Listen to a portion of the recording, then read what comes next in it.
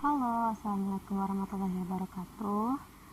Saya Azhar Cantika Kesananda. Di sini saya akan membawakan topik tentang kebudayaan Indonesia.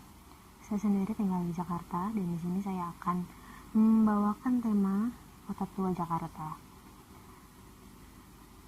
Bagi para wisatawan, turis, apalagi para masyarakat yang bertempat tinggal di Jakarta, Kota Tua merupakan sebuah ikon ya sepertinya gitu.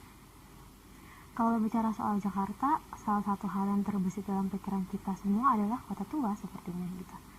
Sebuah wilayah kecil di kota Jakarta yang kini menjadi destinasi wisata yang menyimpan kenangan dan sejarah Jakarta di masa lampau. Dominasi bangunan-bangunan di Kota Tua itu bergaya kolonial guys gitu.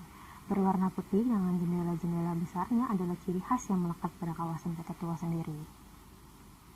Pada saat akhir pekan tiba, kawasan Kota Tua akan selalu dipenuhi pengunjung yang ingin melihat sekilas tentang masa lalu Jakarta, menyaksikan kemegahan bangunan-bangunan dan misteri baliknya, dan mengabadikan keindahannya dalam menyisak kamera mereka. Puluhan orang, bahkan ratusan orang berjalan berdesakan menuju bangunan tua yang akan mereka datangi itu. Beberapa lalu dengan sepeda ontel tua di lapangan Museum Fathahillah. Sementara itu, pedagang makanan hingga lukisan bertengger di beberapa titik untuk mengais rezeki. Kita pun akan menjumpai pertunjukan jalanan yang siap menghibur kita saat berwisata di sini. Seperti itulah sedikit gambar tentang Kota Tua sekarang. Namun, Kota Tua yang kini berdiri sebagai bagian dari kawasan wisata sejarah adalah sebuah kota modern pada masanya. Sejarah Kota Tua itu sendiri yaitu sekitar tahun 1526, Kesultanan Demak mengirim Fathahillah untuk menyerang pelabuhan Sunda Kelapa yang berada di Kerajaan Hindu Pajajaran. Setelah itu, pada tahun 1527, kawasan tersebut berganti nama menjadi Jayakarta. Saat itu, luasnya hanya sekitar 15 hektar guys, dan sudah memiliki tata kota pelabuhan tradisional Jawa. Selanjutnya, pada tahun 1619, di bawah pimpinan Jen Peter Zenkon, yang kala itu menjabat sebagai Gubernur Jenderal VOC, kota Jayakarta diserang dan diruntuhkan. 1 tahun berselang, VOC membangun sebuah kota baru yang bernama Batavia. Karena itulah warga Jakarta asli disebut sebagai suku Betawi yang berasal dari kata Batavianen, yakni penduduk Batavia. Pada saat itu, penduduk Batavia terdiri dari keturunan yang berasal dari berbagai etnis. Kota ini berpusat di sekitar tepi timur Sungai Ciliwung, yang sekarang menjadi lapangan Fathahillah. Pada tahun 1635, Batavia diperluas hingga mencapai tepi barat Sungai Ciliwung, yang merupakan reruntuhan bekas kota Jakarta. Kota ini dirancang dengan gaya khas Belanda Eropa dan dilengkapi dengan benteng, dinding kota, serta kanal. Tata ruang kotanya dibagi ke dalam blok-blok yang kemudian dipisahkan oleh kanal. Pembangunan kota Batavia akhirnya selesai pada tahun 1650 dan kota menjadi kantor pusat VOC di Hindia Timur. Pada akhir abad ke-17 menuju akhir abad ke-18, wabah tropis menyerang Kota Tua ini. Akibat buruknya sanitasi yang mengakibatkan kerusakan pada kanal dan udara yang buruk. Akibat dari wabah ini, banyak bangsa Belanda yang jatuh sakit dan bahkan meninggal dunia. Dan Batavia pun mendapat julukan kota paling tidak sehat di bumi belahan timur.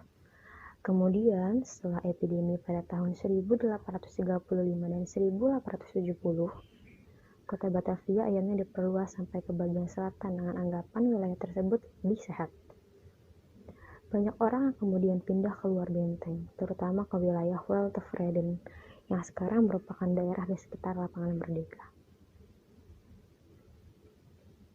Kota Tua yang juga dikenal dengan nama Batavia Lama mendapat julukan Permata Asia dan Ratu dari Timur karena lokasinya strategis sebagai pusat perdagangan di Asia dengan sumber dayanya yang melimpah.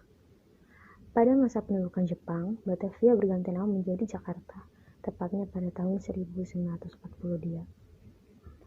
Kemudian, pada tahun 1972, Ali Sadikin, Gubernur Jakarta pada saat itu, mengeluarkan dekret untuk secara resmi menjadikan Kota Tua sebagai situs sejarah.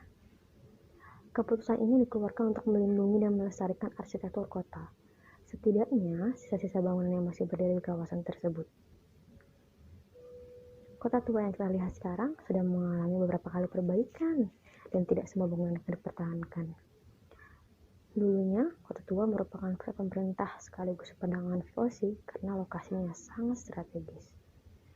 Maka dari itu, didirikanlah perusahaan India Timur Belanda yang disebut juga dengan Dutch East India Company sebagai upaya Belanda untuk memonopoli perdagangan rempah-rempah antar benua. Perusahaan ini diperkuat dengan dukungan keuangan yang besar dan kekuatan hukum. Akibatnya, Kota Tua secara tidak langsung menjadi pusat ibu kota, juga menjadi saksi bisu pendudukan perusahaan India Timur Belanda di Indonesia.